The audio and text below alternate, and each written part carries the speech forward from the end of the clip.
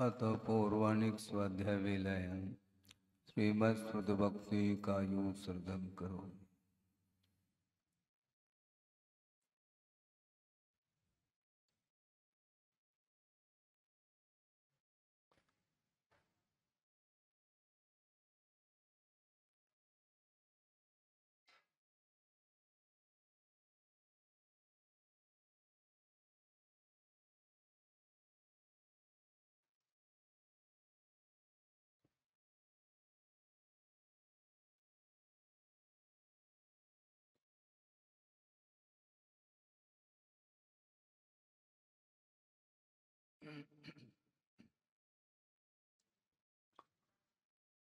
ओकारं बिंदु संयुक्तं नित्यं ध्यायन्ति योगिनः कामदं मोक्षदं चैव ओंकाराय नमो नमः।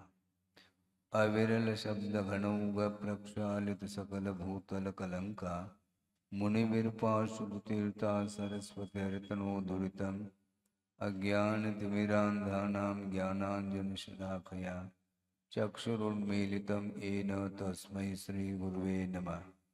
परम गुरुभ्यो नमः। परम्पराचार्य गुरुभ्यो नमः। सकलकलशविध्वंसकं श्रेयसां परिवर्धकं धर्मसम्बन्धकं भव्यजीवमनप्रतिबोधकारकमिदं शास्त्रं श्री कार्तिकेयान् प्रेक्षाणां ध्येयम्। अस्य मूलग्रन्थकर्तारः श्री सर्वज्ञदेवाः, तदुत्तरग्रन्थकर्तारः श्री गणधरदेवाः, प्रतिगणधरदेवाः, येषां वचोनुसारमासाद्य श्रीमद् आचार्य प्रवर श्री कार्तिकेय देवैर्विरचितं।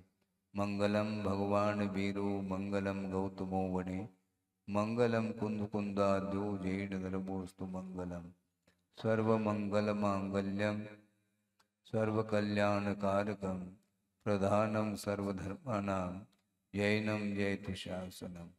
कोटिशतं द्वादशैवकोटो लक्षाणि शेतेस्त्रिकाणि चैव पञ्चाशदष्टौ च सहस्रसङ्ख्यमेतत्श्रुतं पञ्चपदं नमामि।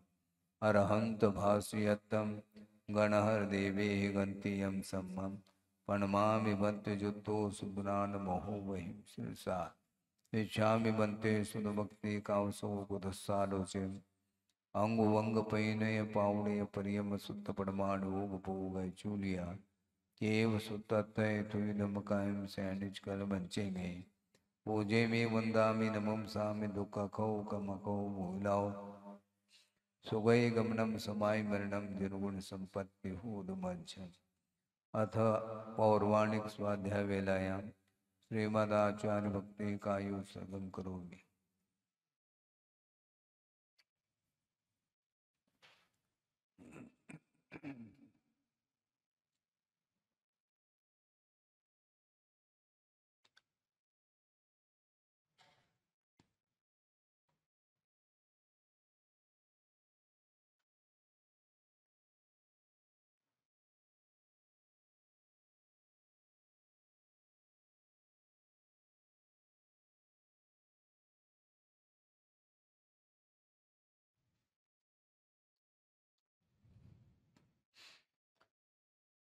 सुजलधिपारगेभ्य स्वपरमत विभावना पटुमतिभ्य सुचरितपूर्णिदेभ्यो नमो गुरुभ्यो गुरुगुरुभ्य।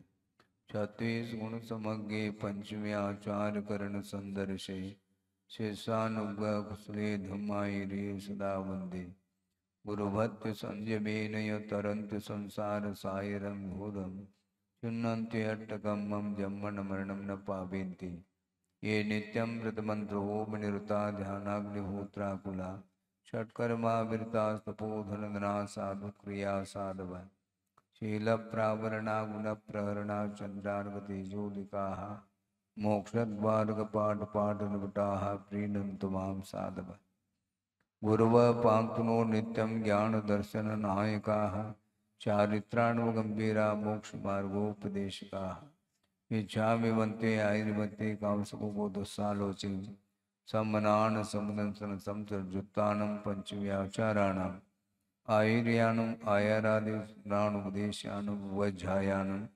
तिरयनुगुणपालुरयानं सौसानं शयनिष्कलमञ्चे मे पूजे वे वंदामि नमुंसामि दुःखखौ कमखौ भूविलाओ सुगई गमनम समाय मरणम जिनगुण संपत्ति होद मज्ज तिहुवन तिलयम देवम वंदिता तिहु निंद परिपूज्यम ओचम अनुपेहावो भवीय जनानंद जननी वो।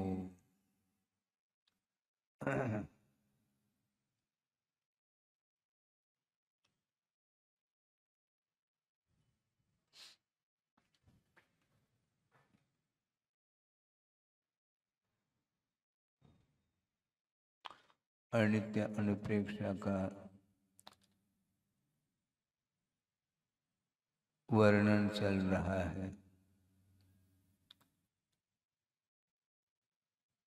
और शब्दों के माध्यम से जो वर्णन होता है कुछ सीमा को लेकर के ही वर्णन किया जा सकता है और आचार्य भिन्न भिन्न प्रसंग बनाते हुए अनित्य के विषय में विस्तार के साथ कथन करते हैं।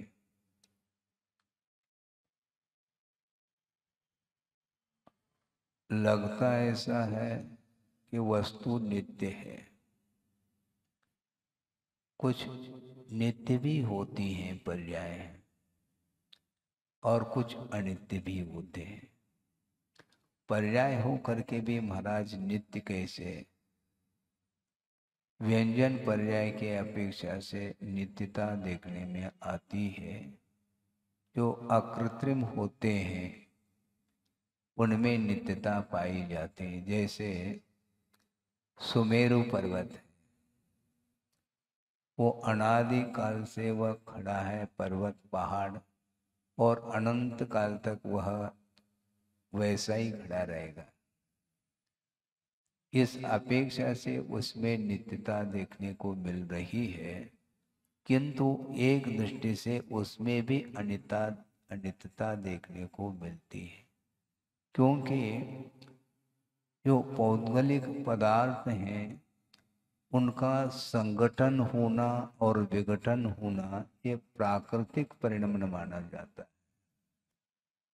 उमा स्वामी महाराज ने तत्पर सूत्र में स्पष्ट किया है कि स्निग्ध रूक्षत्वाद बंधः, स्निग्धत्व और रूक्षत्व गुण के माध्यम से ही वो सारे परमाणु संगठित हो जाती हैं और उसमें एकत्व बन जाता है। संगठन होना और विघटन को प्राप्त होना, ये दोनों प्रकार की परिणति होती रहती है। कुछ परमाणु जुड़ जाते हैं, कुछ परमाणु बिखर जाते हैं।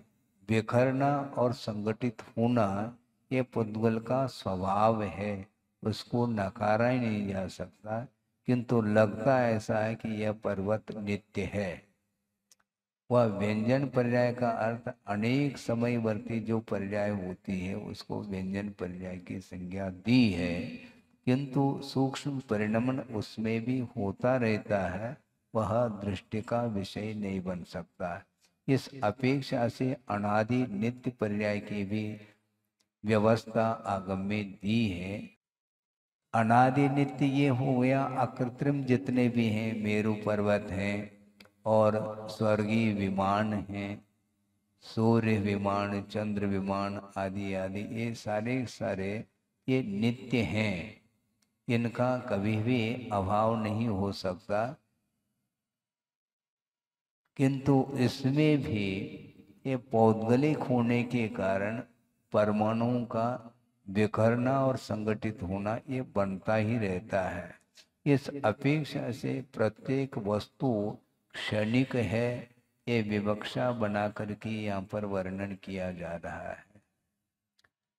और ये मोह की ऐसी परिणति है कि वस्तु की अनित्यता को हम जानना चाहते हैं, किंतु मोह के कारण उस ओर दृष्टि नहीं जा पाती है, इसलिए वह उसमें नित्यता का बोध होता है, नित्यता का भान उसे होता है कि वस्तुतः वह नित्य नहीं है, ये कहा जा रहा है। इसी प्रकार आगे भी गाथा दे रहे हैं यहाँ पर ज्यासा सयान लच्छी चक्रहराणं पिपुण्यवन्तानं सा किं बन्धेयरयम् यरजनानम् अपुण्णानम्। जो पुण्यशाली जीव नहीं हैं उनकी हम क्या कथा करेंगे। जो पुण्यशाली चक्रवर्ती आदि होते हैं उनकी भी वह लक्ष्मी, उनकी भी वह संपदा वैभव शाश्वत नहीं है, तो इतर लोगों की हम क्या कथा करें। जो पुण्यशाली नहीं, थोड़े वो धन संपदा अधिक है, वो कैसे नित्य हो सकती है। चक्रवर्ती जैसे बड़े बड़े पद को धारण करने वाले जो होते हैं, 63 सलाह का पुरुष आदि, उनका भी वह पुण्य समाप्त होता है, क्योंकि यह पुण्य कर्म के उदय में वह वैभव प्राप्त होता है। और कर्म, पुण्य कर्म का अभाव हो जाए फिर वह रहेगा कैसा, नहीं रह सकता। लेकिन आगम में सारा विषय आया है, इसके बाद भी मेरे जीवन में थोड़ी आने वाला है। किसी जीवन में मान लो संकट आया है और विपत्ति आई है, और ठीक है, उसका कर्म का उदय है, उसको विपत्ति आई है, हमारे अंदर थोड़ी आने वाली। भैया अभी नहीं आ रही है किंतु कभी भी नहीं आएगी, ऐसा थोड़ी समझ में आएगा। जब अपनी अपनी बार कह रहे हैं और अपनी बारी अभी नहीं आई है, जिसकी आई है वो जा रहा है, जिसकी आई है वह जा रहा है।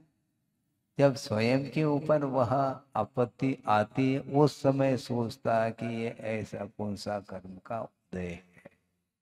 हमेशा सावधानी रखनी चाहिए। सावधानी यदि नहीं रखते हैं तो निश्चित रूप से उसका अहित होगा। प्रमाद सबसे बड़ा शत्रु माना जाता है, प्रमाद से बचना चाहिए। और प्रमाद का स्वरूप क्या बताया ये ज्ञात है।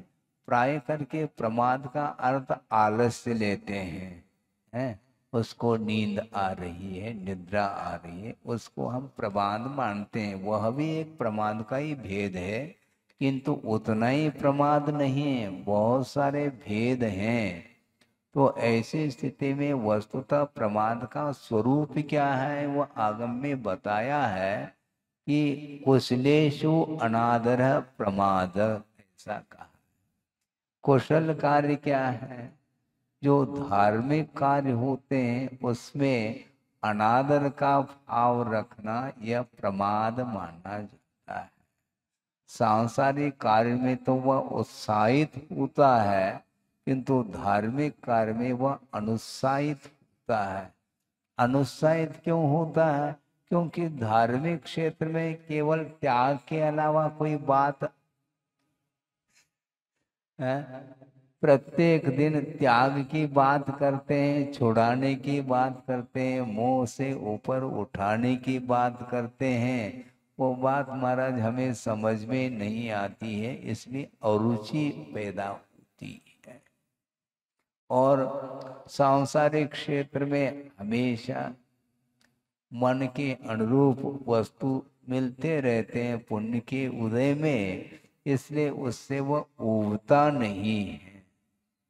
बार बार उन्हीं उन्हीं वस्तुओं का उपभोग करता है, इसके बाद भी उसको तृप्ति नहीं मिलती। कोई बात नहीं, तृप्ति नहीं मिलती, तात्कालिक वह मान लो तृप्ति होती है, पुनः वापस उनका उपभोग तो हमें करना ही है।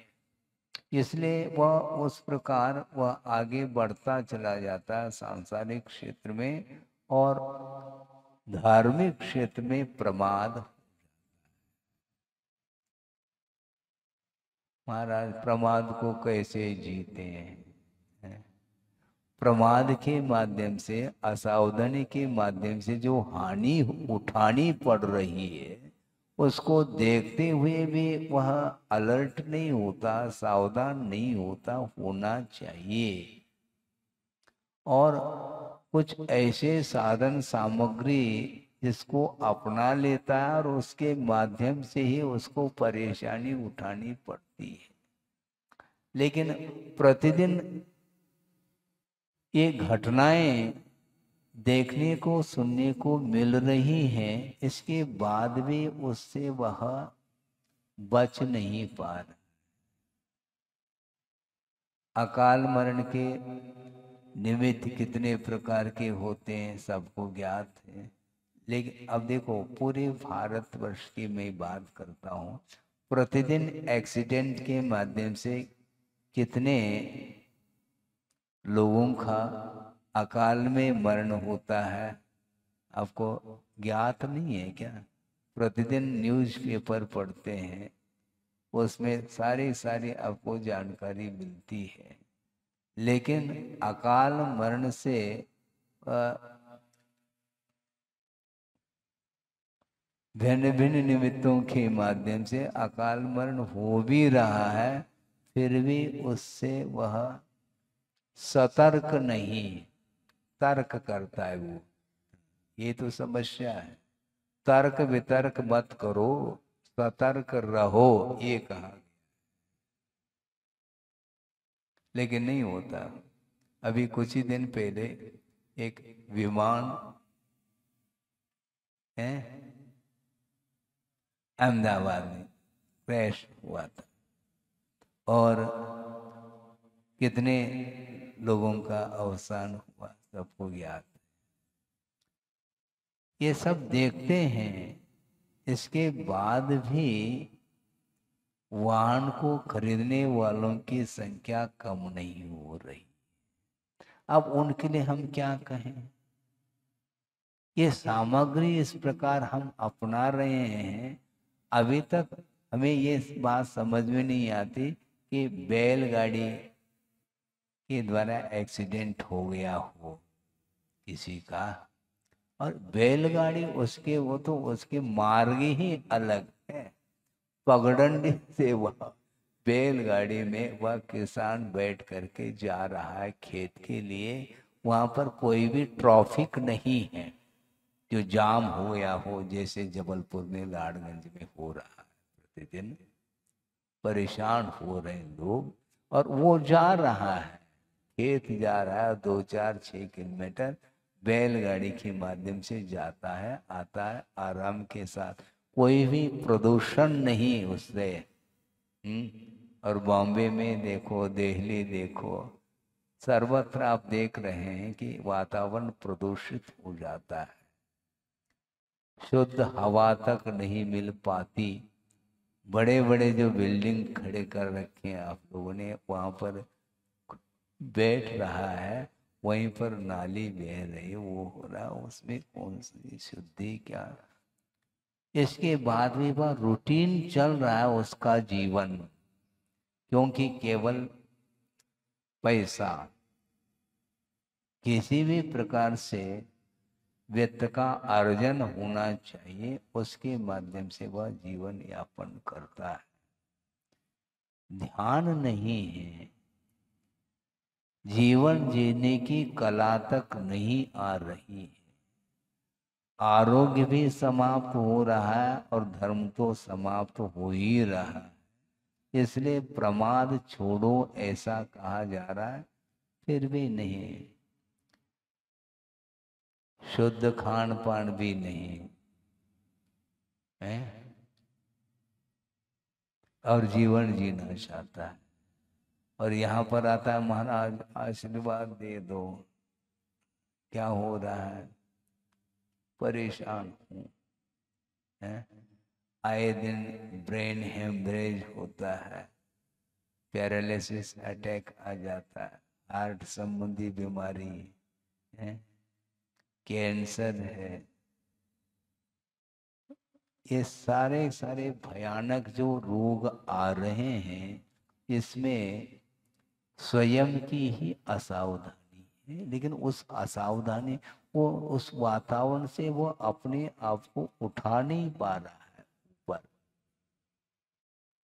जबकि इसमें किसी की कोई बाध्यता नहीं है। आप चाहो तो बहुत व्यवस्थित ढंग से जीवन जी सकते हैं, लेकिन वह भौतिक युग में उसमें वह मुझे क्या करना चाहिए क्या नहीं करना चाहिए ये ज्ञान उसको नहीं हो पाता, केवल आसक्ति बढ़ती चली जाती है।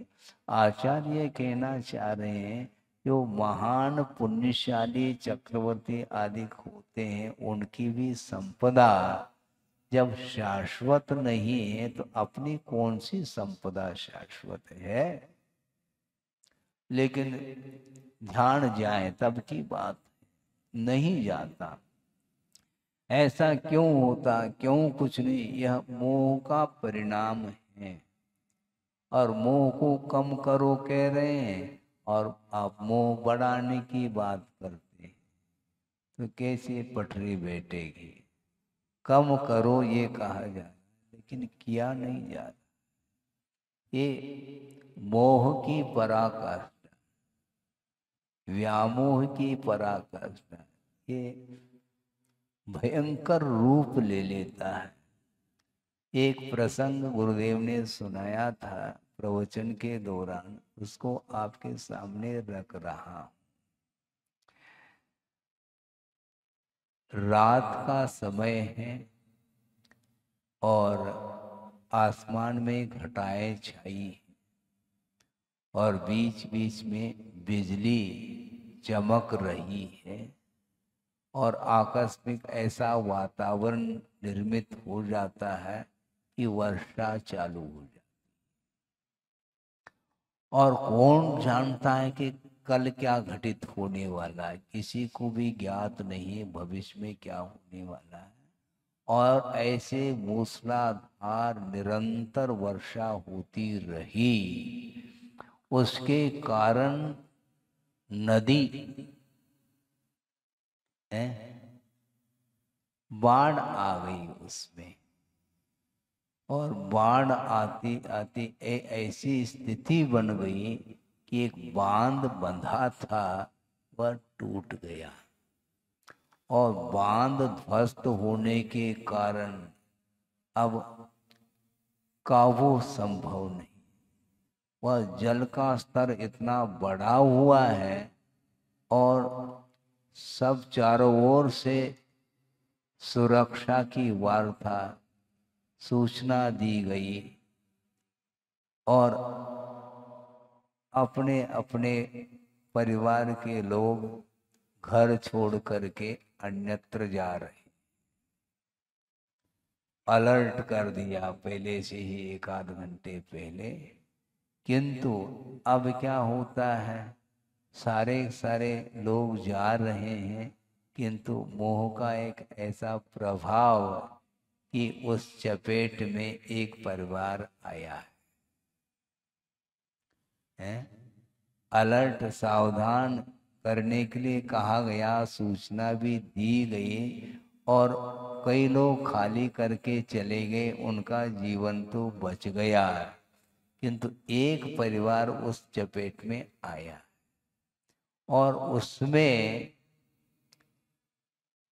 वह कह रहा है कि हमें भी इस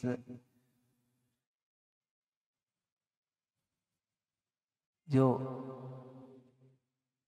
पानी चारों ओर बढ़ रहा है तो इसमें से हमें भी पार होना तो है, तो क्यों लगा रहे, तो इसलिए क्योंकि जो कुछ भी अभी तक कमाया है उसको यहीं छोड़ करके हम चले जाएंगे तो हम कैसे जी पाएंगे, एक भाव मन में आ रहा। इसके उपरांत भी उसने कहा, पत्नी को बोला कि तुम यहाँ से पार हो जाओ, अपने बच्चों को लेकर के जल्दी से जल्दी निकल जाओ। और वह निकल गई और वो व्यक्ति सोच रहा है सब कुछ समेटना है, जबकि जीवन समेटने को है। इसके बाद भी वो अपने धन संपदा को वह बटोरने में लगा है।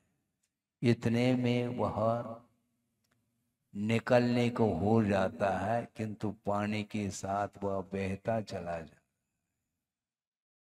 और उस बहाव में उसका मरण हो जाता है। इसके उपरांत भी वह हाथ में जो पोटली थी वह पकड़ करके रखा था उसको, वो पोटली समेत वह बहता बहता चला जा रहा है और जीवन का अंत हो जाता है। यह घटना 1957 की पूना के पास एक कोई बांध था, बताते वह ध्वस्त हो गया था, उसके कारण यह नौबत आई थी। बड़ी विचित्र दशा है संसारी प्राणी की। एक श्लोक आपके सामने रख रहा हूं, याद आ रहा है कि वह पुराण में ही वह विषय आया। एक बार मैं पढ़ रहा था और हमने सोचा कि देखो क्या लिख रहे हैं आचार्य, और जो आगम में जो लिखा जा रहा है ये बाद में लिखा जा रहा है, घटित घटनाओं को ही लिखा जाता है। जो लिखा जा रहा है वह घटने के बाद लिखा जाता है।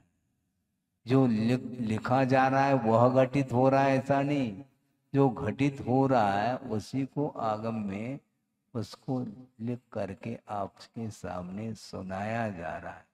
जंतु रंतक दंतस्तो, जंतु रंतक दंतस्तो हंत जीवित बीहते, मोहात तन निर्गमोपायम न चिंतयति धिक्तमः, ऐसा कहा। जंतु अर्थात संसारी प्राणी वह क्या है? अंतक दंतस्तः, अंतक बोलते हैं मृत्यु, और दंतस्तः मृत्यु रूपी दांतों तले वह आया है जीव। इसके उपरांत भी वह बचना चाह रहा। हंत जीवितम इहति, फिर भी वह जीना चाहता है। मृत्यु रूपी दांतों तले वह आया है, इसके बाद भी वह जीने की इच्छा कर रहा है। ये आश्चर्य है। वहां से निकलने का उपाय नहीं सोच पा रहा है, इसलिए धिक्तमः, मोह रूपी अंधकार के लिए धिक्कार है, ऐसा कह रहे हैं।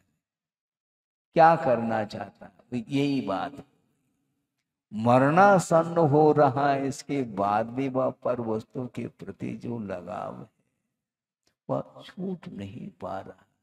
और मृत्यु से बचाओ महाराज, तुम्हें कौन बचा सकता है? बुद्धि काम नहीं कर सकती। इसी को बोलते पराकाष्ठा मोह की, वो छूटता नहीं। कैसे करे महाराज, कैसे छोड़े? जैसे जोड़ा है वैसे छोड़ना पड़ेगा। हाँ?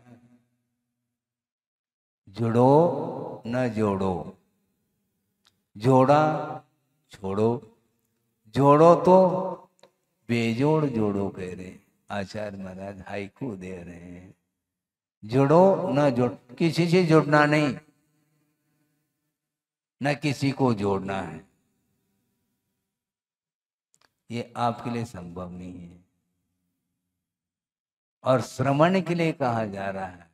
श्रवण बनने के बाद भी छोड़ी हुई वस्तु के प्रति पुनः मोह जागृत हो सकता है।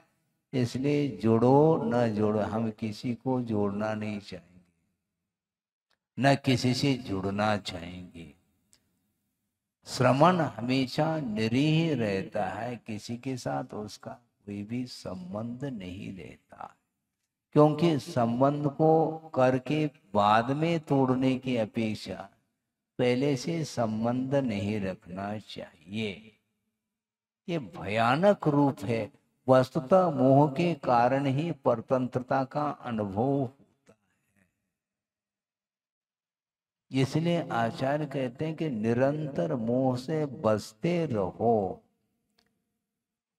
मोह की सामग्री मिलेगी तुम्हें, क्योंकि यह सिद्धांत है, संयम को अंगीकार जिस समय कर लेता है श्रवण, उसी समय से विशिष्ट पुण्य का अर्जन होना प्रारंभ होता है और उसका उदय होते ही अनेक प्रकार की वह भोग्य सामग्री सामने उसको मिलती है।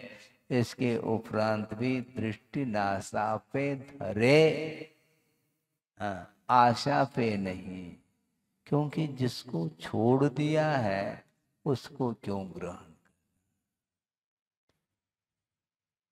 मित्रता नहीं, काय की मित्रता, क्योंकि मित्रता की बात आती है तो पुनः शत्रुता की बात भी आएगी। एक व्यक्ति से यदि लगाव है तो दूसरे के प्रति अलगाव अपने आप ही सिद्ध होता है। आपका झुकाव सबके प्रति है कि किसी खास व्यक्ति विशेष के प्रति झुकाव है? व्यक्ति विशेष के प्रति है तो निश्चित रूप से आपका कोई न कोई संबंध है उसके साथ, तभी तो उसके साथ आप अपने आप को मित्रता का व्यवहार करना चाहते हैं उसके प्रति। किंतु आचार्य कहते हैं ये लौकिक मित्रता ठीक नहीं है, ये तात्कालिक है, इसमें स्वार्थ है और स्वार्थ अथवा अपना प्रयोजन जब तक सिद्ध होता है तब तक उसके प्रति बहुत वह स्नेह के साथ बर्ताव रखता है, लेकिन उसमें थोड़े बहुत भी गड़बड़ी आ गई तो पुनः वापस वह बिखराव। इसी को बोलते, पहला संगठन हुआ, स्निग्ध रूक्षत्वाद बंध, चिकनाहट के कारण बंध को प्राप्त होता है, चिकनाहट समाप्त होते पुनः बिखराव आ जाता है।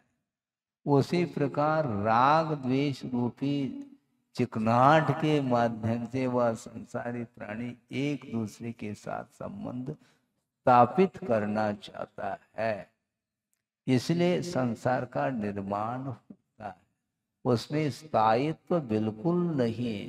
कुछ ऐसे पर्याय हैं, लगभग 4 प्रकार की पर्याय ये मान के चले कि जिसका संबंध एक अनादि अनंतात्मक पर्याय होती है। वो कौन सी पर्याय है? अनादि अनंत अभव्यत्व भाव, वो कभी समाप्त नहीं, अनादि काल से वह अभव्यत्व रूप पर्याय चली आ रही है और अनंत काल तक वो बनी रहेगी। इसको बोलते हैं अनादि नित्य पर्याय, क्योंकि अभव्यत्व का अभाव संभव नहीं है, क्योंकि यह पारिणामिक भाव है, कर्म सापेक्ष भाव नहीं है। कर्म सापेक्ष भाव नहीं है तो ये अभव्यत्व भाव आया कहां से महाराज? आया नहीं है। ऐसे कैसे है? प्रकृति स्वाभाविक यादव, ये स्वाभाविक परिणति है। अभव्यत्व भाव, अभव्य किसी को बनाया नहीं गया, न किसी को भव्य बनाया गया है, न अभव्य भव्य बन सकता, न भव्य अभव्य बन सकता। यह कर्म निरपेक्ष भाव माना जाता है। वह अभव्यत्व भाव अनादि अनंत पर्याय मानी जाती है। ये एक पर्याय हो गई। अब अनादि शांत पर्याय, भव्यत्व भाव का अभाव हो जाए मुक्त होने के बाद। वह अनादिकाल से वह भव्यत्व भाव आया है, वह समाप्त होगा। भव्यत्व भाव उसको बोलते हैं जो होने की क्षमता, मुक्त होने की क्षमता जिसके अंदर है, और वह क्षमता उद्घाटित होने की क्षमता जिसके अंदर है, वह भव्य माना जाता है। मोटे रूप से रत्नत्रय को प्राप्त करने की क्षमता, योग्यता जिसके अंदर है और उसको उद्घाटित करने की क्षमता है, वह भव्य माना जाता है। किसी ने बनाया नहीं और उसकी पहचान भी नहीं। समस्या खड़ी हो गई। भव्य और अभव्य कौन है, इसका परिज्ञान छद्मस्त अवस्था में संभव नहीं, अर्थात यह दिव्य ज्ञान का विषय है। केवली भगवान ही जान सकते हैं कि कौन भव्य है कौन अभव्य है। तो महाराज हमारे अंदर तो आकुलता बनी रहेगी फिर तो, क्योंकि आप भी नहीं बता पाएंगे कौन भव्य और अभव्य, क्योंकि ये केवली भगवान का विषय है। तो हम तो बड़े विकल्प में आ गए। आकुलता हमें होती है महाराज, आप जल्दी बताओ। तो आचार्य कहते हैं जिसको आकुलता वह भव्य है, क्योंकि अभव्य को आकुलता होती नहीं। उसको मुक्ति से कोई सरोकार नहीं, कोई प्रयोजन नहीं। उसको मोक्ष तत्व के प्रति उसका श्रद्धान होना ही नहीं है, और वह अपने स्वभाव को छोड़ नहीं सकता। न मुयदि पैडिम अभवो, अपने प्रकृति को वो छोड़ नहीं सकता। सुठवी अध्यायदून सत्तानी, अच्छे ढंग से शास्त्र का अध्ययन भी किया है, फिर भी वह अपने प्रकृति को अपने स्वभाव को छोड़ नहीं सकता। गुड़ दुद्धम पिबंता नपन्नया निमिषा फूंती। पन्नग बोलते हैं सर्प को, और उसको आपने पिलाया दूध मीठा मीठा जिसमें गुड़ मिलाया, मान लो गुड़ दुद्धम पिबंता न पन्नगा निविषा होती। वह सर्प निर्विष नहीं हो सकता है। आपने दूध मिलाया पिलाया इसलिए फिर वो दूध उगलेगा क्या? नहीं, वह विष ही उगलता। इसको बोलते प्रकृति स्वभाव, और स्वभाव भाई न भिषक कहते हैं आचार्य। स्वभाव के लिए कोई दवाई नहीं। शारीरिक कोई रोग हुआ है उसकी दवाई मिल सकती है, उसका ट्रीटमेंट हो सकता है, किंतु मानसिक जो रोग है उसको ठीक करना बहुत कठिन है। साइकोलॉजी इफेक्ट हो गया, अब उसको कौन दूर करेंगे? डिप्रेशन में आ गया, किसी के द्वारा ज्यादा प्रेशर बढ़ गया तो वह डिप्रेशन में आता है। अब उसको कैसे दूर करें? इसलिए स्वभाव आए न भिषक, स्वभाव के लिए कोई भी औषधि नहीं, कोई उपचार नहीं हो सकता। इसी प्रकार ये पारिणामिक भाव है, वह परिवर्तित नहीं हो सकता। तो अभव्यत्व भाव अनादि अनंत काल तक भी वह इसी संसार में परिभ्रमण करेगा। क्यों? अभव्य है इसलिए, और उसको कोई चिंता नहीं। चिंता मोहि काहे की, वो कहता है हमें कोई चिंता नहीं, मोक्ष से कोई चिंता नहीं, बल्कि वह अभव्य भी जिनलिंग को अंगीकार करता है, दिगंबरत्व को अंगीकार करके तप आदि कर लेता है, किंतु उसका जो एम है, लक्ष्य है, वह केवल भोग्य वस्तुओं को प्राप्त करना है। धम्मम भोग निमित्तम सदहदी, वो भोग के निमित्त वह श्रद्धान कर रहा है, तप आदि भी कर रहा है। उत्तर लोक तृष्णया, भविष्य में अगले भव में भगवान मुझे ये मिल जाए, इसलिए वह तप कर रहा है। कठोर तप करता है, यहाँ तक कि आगम में उल्लेख मिलता है उसको घानी में भी पेल दो हैं तो भी उफ नहीं करता। और शुक्ल लेशा के माध्यम से वह ग्रैवेक पहुंच रहा है, 9 ग्रैवेक, और 31 सागर की वहां पर आयु है, और वहां पर आराम के साथ क्या सुख ही सुख है, दुख तो है ही नहीं।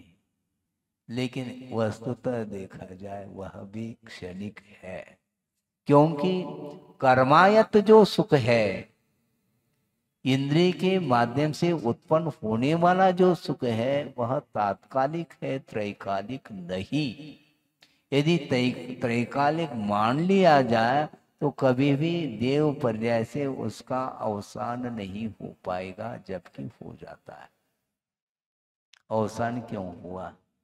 वो इतना सुख था, सागरोपम आय तक उसका उपभोग किया, तो इसलिए अब गाड़ी रिवर्स, क्योंकि पुण्य समाप्त हो गया है। चक्क हरानम पे पुण्यवंतानम न सासया सा लक्ष्मी, यानी लक्ष्मी शाश्वत नहीं है और आप लक्ष्मी पूजा करते हैं, भारी समस्या है। दिवाली के दिन प्राय करके दुकानदार 10-15 दिन पहले से ही वह रंग रोगन आदि करना प्रारंभ करता है और उस दुकान को और डेकोरेट कर लेता है। फिर बाद में धनतेरस बोलते हैं आप लोग, और उस दिन जो है वह धन की पूजा करता है, लक्ष्मी पूजा। समस्या है ये। आचार्य कह रहे हैं कि यहाँ पर पुण्यशाली जो चक्रवर्ती आदि बड़े बड़े पद को धारण करने वाले भी यहाँ पर शाश्वत नहीं रहे, तो तुम्हारी क्या स्थिति रहेगी? इसके बाद भी उस वो दृष्टि हमेशा बनी रहती है। तो ऐसी स्थिति में अभव्य भव्य नहीं बन सकता। इसके बाद भी लौकिक सुख के लिए इतना प्रयास कर रहा है कि उसको घानी में भी पेल दो, उफ नहीं कर रहा है। कितनी क्षमता होगी, किंतु आचार्य कहते हैं इस प्रकार के तप से कोई भी प्रयोजन सिद्ध नहीं होने वाला, ऐसा कह रहे हैं। क्यों? समता नहीं है। तो इसमें भी विषमता है क्या? हाँ, बिल्कुल बड़ी विषमता। यानी समता कोई अद्भुत चीज है। कुंद स्वामी स्वयं कह रहे हैं वह वनवास किस काम का? मास मास तक उपवास करना और वन में रहना, आतापनादि तप का सहारा लेना, यानी तप करना और सिद्धांत का मनन और मौन सदा निभाना। मौन भी रहना, किसी के साथ वार्ता नहीं, और अकेले जाकर के तप कर रहा है। भयानक उपसर्ग होने के उपरांत भी वह अडिग रहता है, किंतु भीतर उसकी दृष्टि और कुछ नहीं, इसके माध्यम से मुझे वो मिल जाए। मुक्ति से कोई प्रयोजन नहीं उसको, और जिसको मोक्ष से कोई प्रयोजन नहीं है तो उस तप से क्या प्रयोजन फिर? तप किस लिए कर रहे हो? शरीर को कृष करना क्या प्रयोजन है? वह शरीर जो है ना, वह तप नहीं कर रहा है, उसका तप ही जल रहा है। तप के द्वारा कर्म भस्म नहीं हो रहे, तप ही भस्म हो रहा है, क्योंकि इंटेंशन भिन्न है, अभिप्राय उसका लक्ष्य ही भिन्न है, प्रयोजन ही भिन्न है। कर्म को काटने के लिए नहीं कर रहा है, न कर्म क्षयम, कर्म के क्षय के लिए नहीं, किंतु धर्म का आश्रय व भोग निमित्तम, भोग के लिए कर रहा है। इसलिए इतना श्रम करने के उपरांत भी उसको मिलना क्या है? वही मिलता है। इसलिए आचार्य कहते हैं तुम मांगोगे तो थोड़ा मिलेगा, और बिना मांगे तुम्हें मुक्ति मिल सकती है, लेकिन हमें नहीं चाहने, मुझे नहीं चाहिए। ठीक है, दे कौन रहा है तुम्हें?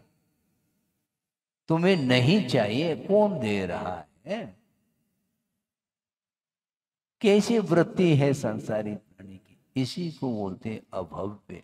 उसको मोक्ष से कोई प्रयोजन नहीं है, मात्र इंद्रिय संपदा, इंद्रिय के माध्यम से जो विषय का उपभोग होता है वह वैभव मुझे मिल जाए।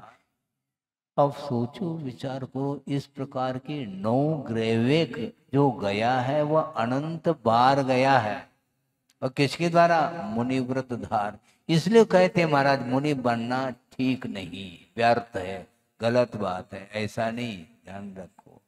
मुनिव्रत धार अनंत बार ग्रैविक उपजायो, पै निज आत्म ज्ञान बिना सुख लेशन पायु। कह रहे आत्मा का ज्ञान करो ना, और आत्मा का ज्ञान जो होगा वह बिना मुनि बने संभव नहीं है, ध्यान रखो।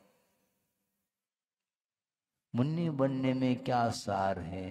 तो हम कहते हैं जो अनंत बार मुनि बनने के उपरांत भी कल्याण नहीं हुआ है महाराज, तो अनंत बार खाया है तो उससे क्या प्रयोजन? ये क्यों नहीं कहता? अनंत काल से खाता आ रहा है, हैं? खाते में क्या है? खाता आ रहा है, इसके उपरांत भी तृप्ति नहीं हो रही, ये नहीं बताता। वंस मोर कह रहा है इसके लिए, और उसके लिए कुछ भी नहीं कहता है। व्यर्थ नहीं है वो, क्योंकि हमारे स्वयं के परिणामों में कमी होने के कारण ये दशा बन रही है। मुनि बनने की सार्थकता कैसे सिद्ध होती है? कर्म क्षय के लिए यदि तप करता है तो मुनि बनने की सार्थकता सिद्ध होती है, नहीं तो इसी प्रकार का उसका परिभ्रमण चलेगा। तो अभव्य का परिणमन वह अनादि अनंतात्मक है, और जो भव्य है वह मुक्त हो सकता है, किंतु अभी तक हम मुक्त नहीं हो पाए। महाराज हमारी क्या स्थिति रहेगी फिर? हम कौन है भैया? कौन है या हमारा विषय? किंतु भीतर यदि लगनशीलता है तो चांस है। वो सही नहीं, भीतर से भीगना चाहिए। समुद्र में हमने पहले भी कहा था, समुद्र में गहराई में बहुत बड़ा पाषाण खंड करोड़ों अरबों साल भी हो सकते हैं, वह पड़ा है, किंतु वह पाषाण खंड बाहर से तो भीगा हुआ है और भीतर तो वही सूखा है? उस पाषाण को फोड़ेंगे तो भीतर क्या नमी देखने को मिली? क्या नहीं। क्यों? भीतर जा ही नहीं पा रहा। रात भर मूसलाधार वर्षा हो गई, किंतु एक कटोरा भी नहीं भर पाया। विस्मय होता है, इसमें क्या विषय? विस्मय की बात नहीं, कटोरा इसलिए नहीं भर पाया क्योंकि कटोरे को उल्टा रखा है, वो कैसे भरेगा भाई? यही हो रहा है। रात दिन धर्मामृत की वर्षा होने के बाद भी वह एक कटोरा भी नहीं भर पा। उपयोग रूपी कटोरे को हमने उल्टा किया है, इसलिए उसमें कहां से वह अमृत आ पाएगा, भर पाएगा? संभव नहीं। तो आचार्य कहते कहते कहते थक रहे हैं, किंतु संसारी प्राणी के ऊपर कोई असर नहीं पड़ रहा। क्यों नहीं पड़ रहा है महाराज? सर हो तो असर पड़े, दिमाग हो तो असर पड़े। दिमाग काम नहीं कर रहा। दिमाग काम क्यों नहीं कर पा रहा? अपने क्षेत्र में तो दिमाग दौड़ रहा है अच्छे स्पीड से, और धार्मिक क्षेत्र में मोक्ष मार्ग में उसका दिमाग काम नहीं करता। ये मोह के कारण हो रहा है।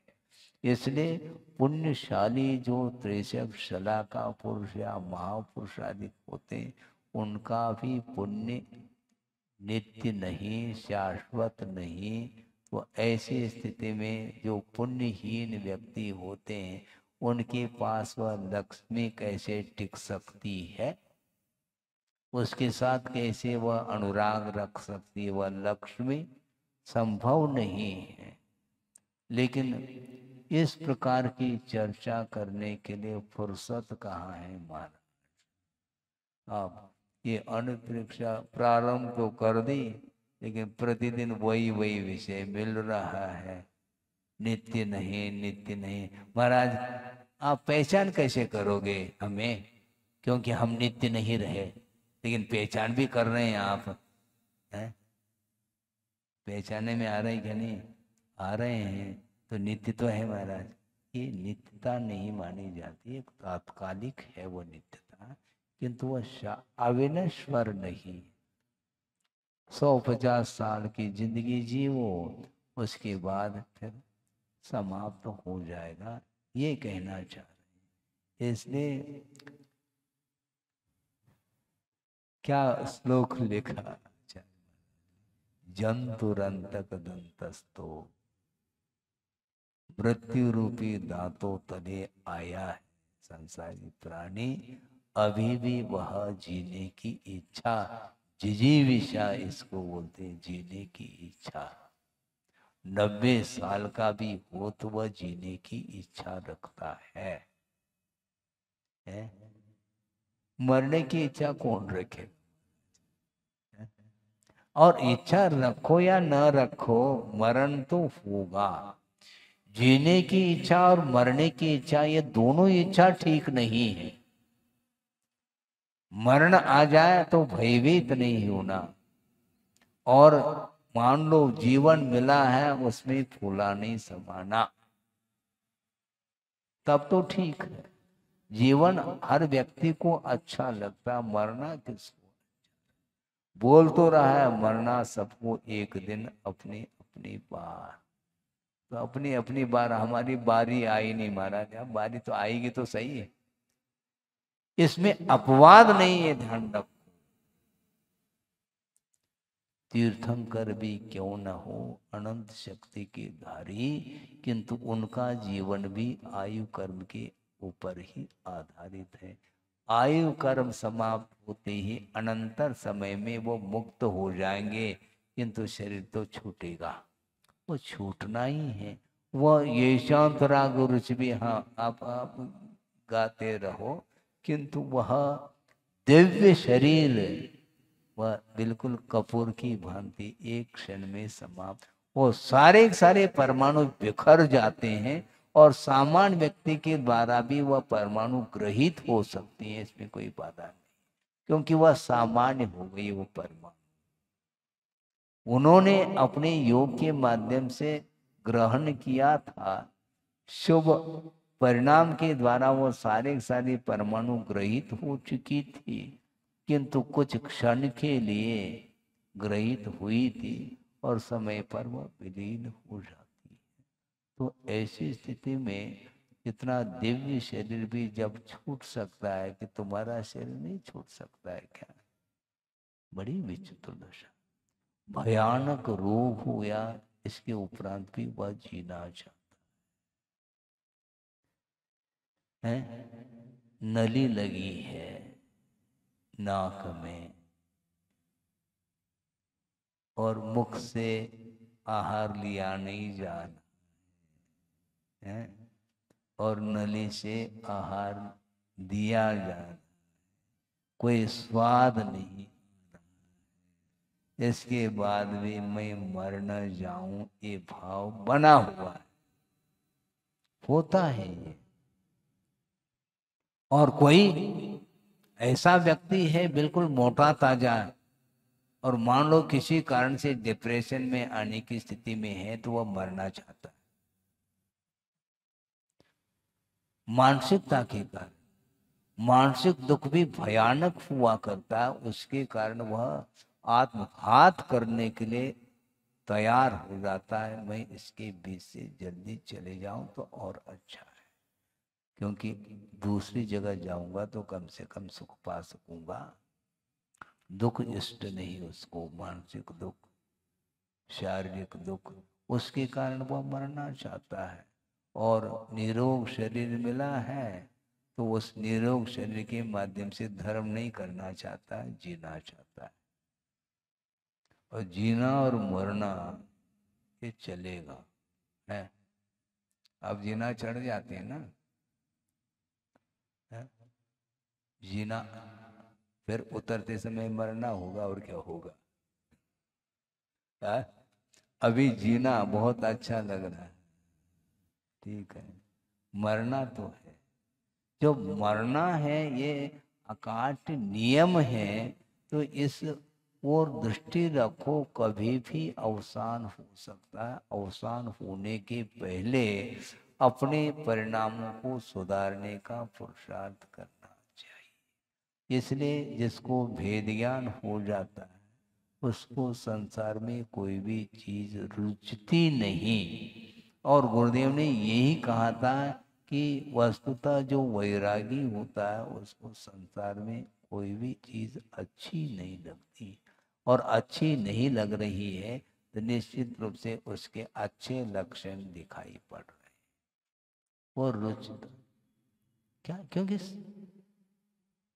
ये सारे सारे विषय तात्कालिक सुख को देने वाले हैं, किंतु इसका परिणाम जो है वह दुखमय निकलेगा। हाँ।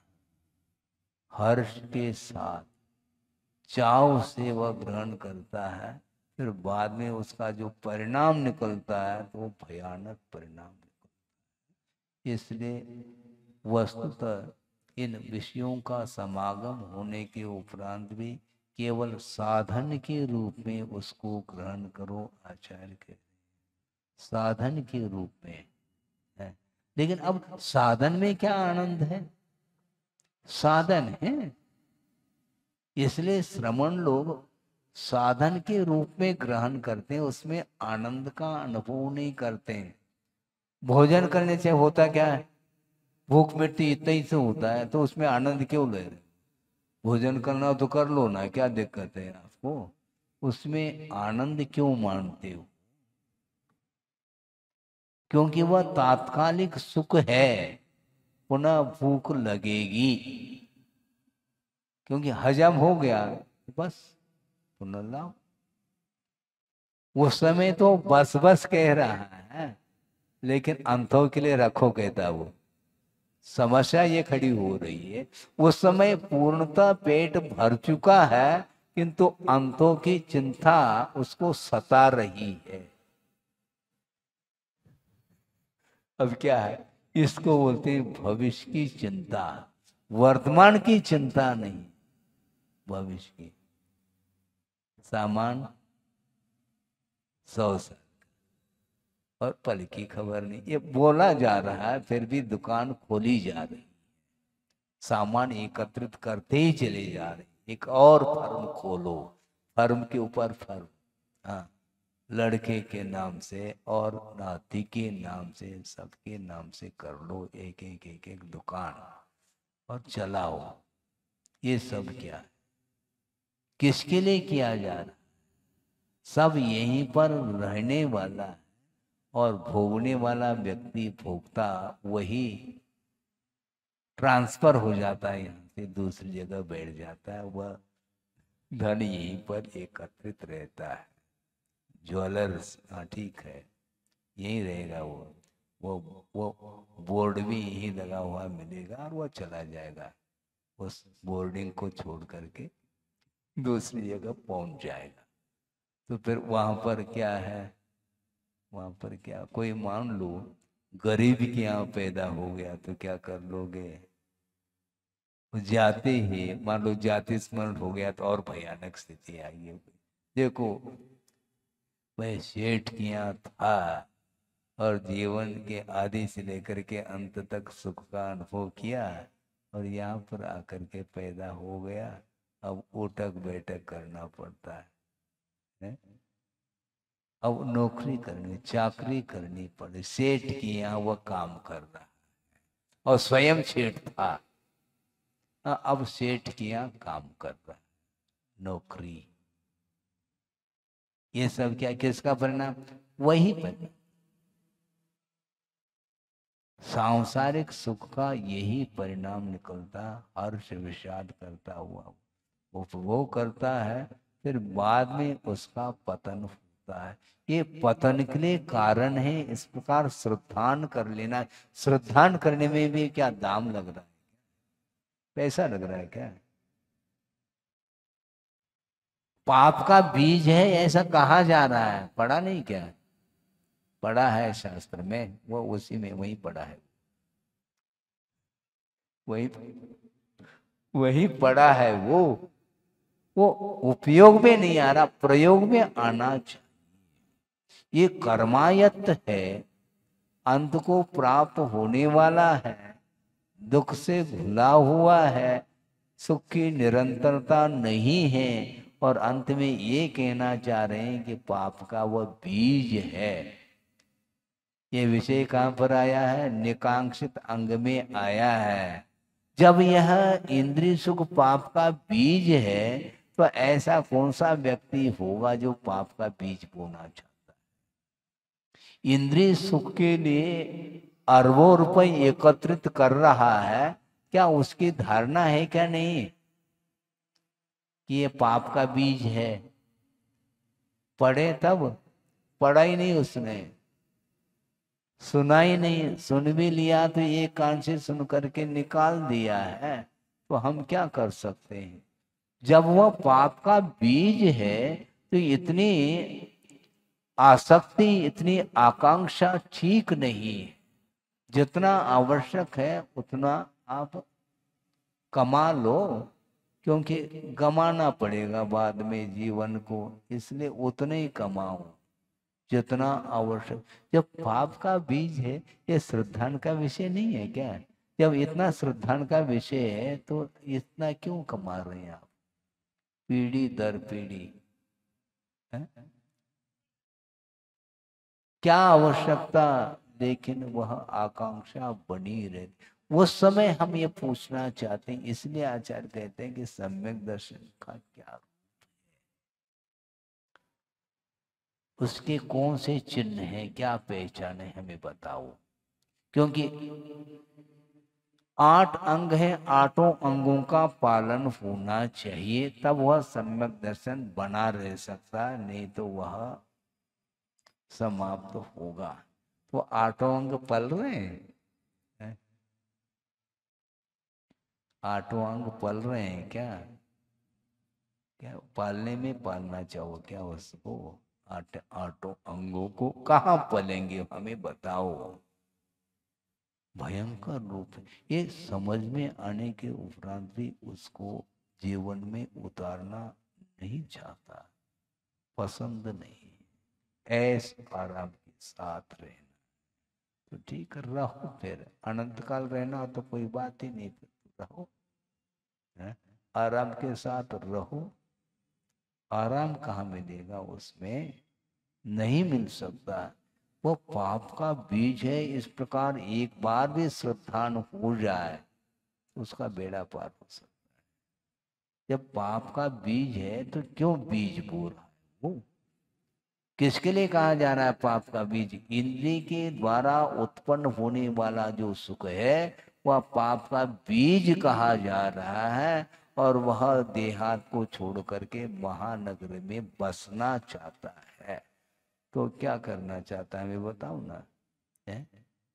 मतलब वहां जा करके, क्योंकि यहाँ पर व्यवसाय नहीं चल पा रहा है, और वहां पर जा करके वो व्यवसाय बढ़ाएगा, है? चौपाट पर, फवारे पे, है? क्या करना चाहो? अच्छा तो नहीं लगता महाराज, आप कह रहे हैं इसलिए, और हमें कहें तो वही अच्छा लगता। यही तो समस्या है। वो पाप का बीज है, और ये जनवाणी है, जनवाणी नहीं है, ध्यान रखो, भगवान की वाणी है। आचार्यों ने उसको आप तक पहुंचाने के लिए आगम की रचना की है, और आगम के ऊपर भी यदि हम मान लो श्रद्धा नहीं करेंगे तो हमारा क्या होगा? कौन बताने वाले हैं? आपस में एक दूसरे को बता नहीं पाएंगे आप, क्यों? चोर शोर से एक दूसरे को क्या बता पाएंगे आप? जो आप कर रहे हैं वही दूसरा भी कर रहा है, तो आप दूसरे को क्या बताएंगे? क्लास फेलो नहीं बता, क्योंकि वह फेल है क्लास में। क्लास फेलो का अर्थ क्या है? फेल है वो, वह सहपाठी है, किंतु दोनों एक ही पार्टी है, सहपाठी। क्यों? दोनों ने एक ही पाठ पढ़ा है, इसलिए एक दूसरे को क्या पढ़ा पाएंगे? वो नहीं पढ़ा सकते। इसलिए देव गुरु शास्त्र के प्रति श्रद्धा का भाव जागृत होना बहुत कठिन है। इसलिए साता की उदीरना ठीक नहीं आचार्य। अति सर्वत्र वर्जित। यदि असाता की चरम सीमा पहुंच जाए तो भी संयम की ओर वह बढ़ नहीं पाएगा। जैसे नरकों में स्थिति है, संयम धारण नहीं कर पाएगा। और देवों में भी यही समस्या है, वहां पर साता की चरम सीमा है और यहाँ पर साता भी है असाता भी है। इसके उपरांत भी वह स्वर्ग को उतारना चाहता है यहीं पर धरती पर, इसलिए वह कमा रहा है और जीवन समाप्त हो रहा है। इसलिए पाप का बीज है, इस प्रकार श्रद्धान करो। जिसका पुण्य का उदय है वही कर पाता है, प्रत्येक व्यक्ति की वश की बात नहीं है। समय आपका हो रहा है, वो तो होगा, क्योंकि अनित्य तो है। 1 घंटा निकल गया, किंतु संयम के साथ यदि निकल गया तो अच्छा है।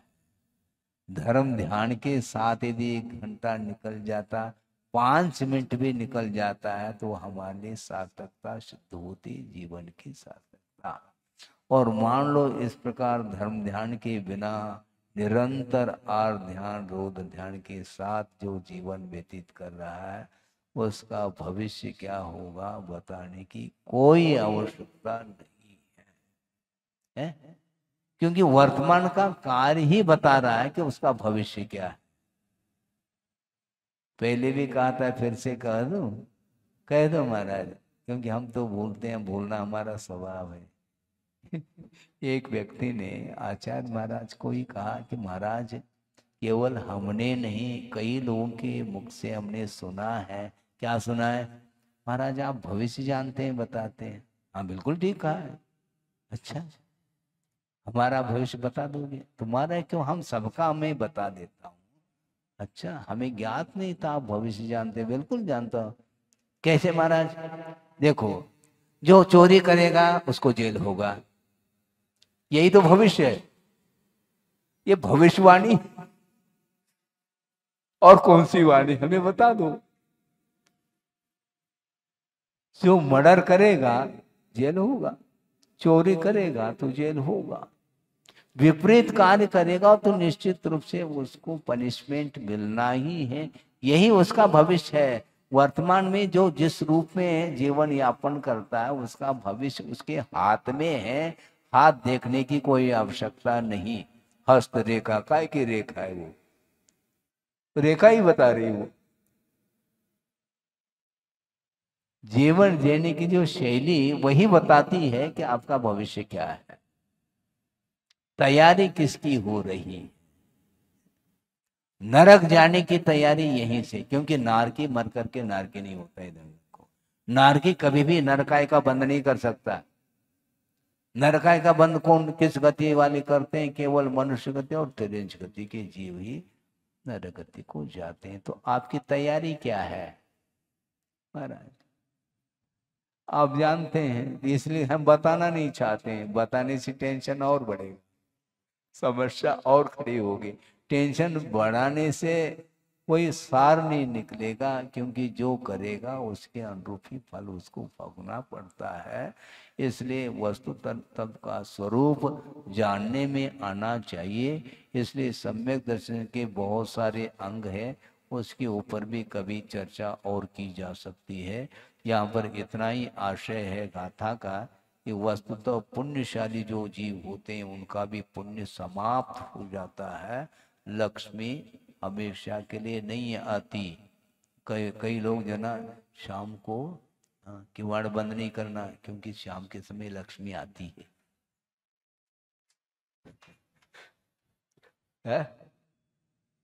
दिन में नहीं आती, शाम को आती महाराज, ये कहावत है। अच्छा ठीक है भैया, खुले रखो और चोरी हो जाए तो सारे सारे दरवाजे खुले रखे, और मान लो अच्छी हवा आ रही है, अनुकूल वातावरण है, मान लो नींद लग गई तो फिर लक्ष्मी आएगी नहीं, चली जाएगी वो, ध्यान रखो। इसलिए न आती है न जाती, एक एक एक धारणा है वस्तुतः, लेकिन उस धारणा से वो ऊब नहीं पा रहा है, ऊपर नहीं उठ पा रहा है। इसलिए गाढ़ श्रद्धान होना चाहिए, श्रद्धान के माध्यम से ही कल्याण होता है।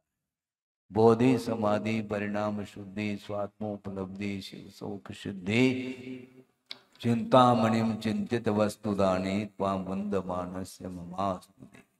परम पूजाचार्य गुरुवर श्री विद्यासागर जी महाराज की